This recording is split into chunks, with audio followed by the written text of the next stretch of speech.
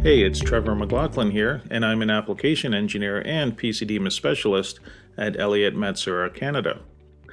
In this video, I'll walk you through the initial setup and calibration of a Hexagon HR-X1 probe change rack. I'll be demonstrating this procedure on our brand new shop floor 7107 CMM. This is the most recent addition to our metrology lab here at Elliott Matsuura, where we are the exclusive Canadian partner for Hexagon Manufacturing Intelligence.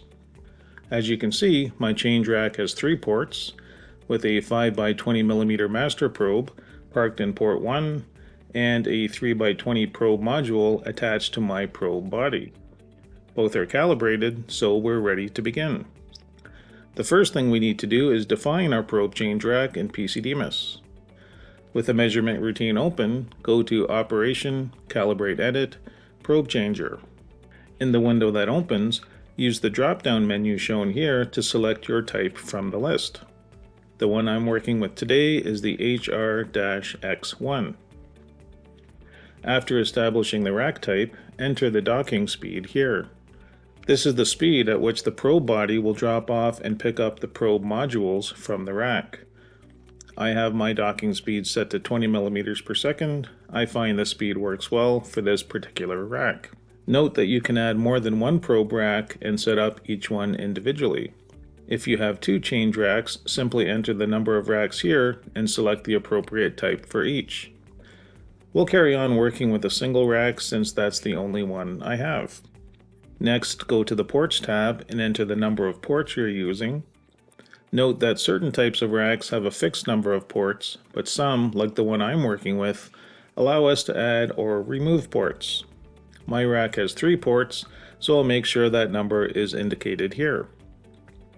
Going next to the Calibrate tab, ensure that full calibration is selected, then press the Calibrate button. In my case, PC-DMIS recognizes that I've already calibrated this rack, so it's giving me the option to run calibration in DCC mode. This is useful if the rack has been bumped or just slightly out of position.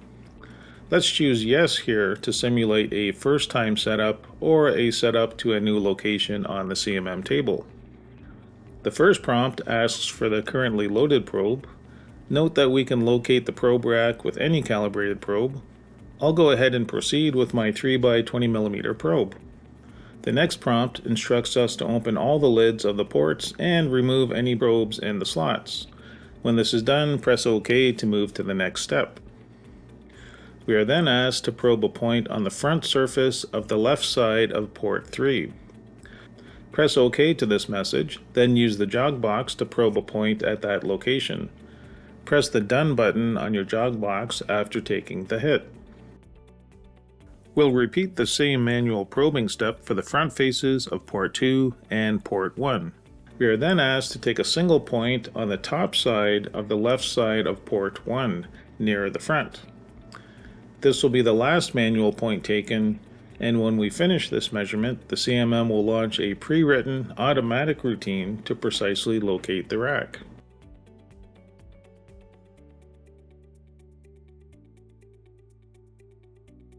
Once complete, you will be returned to the probe changer dialog. Let's keep this window open and assign port numbers to our existing probe files. To do this, expand the port entry with the plus button, then right-click where it says No Probe, and select the probe file you want associated with that port number. The last setting we'll look at is the mount point. This is the physical location and machine coordinates that the probe moves to before and after a probe change. This is usually slightly in front of the rack and well above it. To set the initial mount point or update an existing one, move your probe to where you want the mount point to be, then press the Read Machine button in the Mount Point tab. You should then see the XYZ coordinates update to the new position. With our setup and calibration complete, I'll put my 5x20mm probe module back in port 1, close any open lids, then go back to PC-DMIS and load and unload each probe to confirm a successful calibration.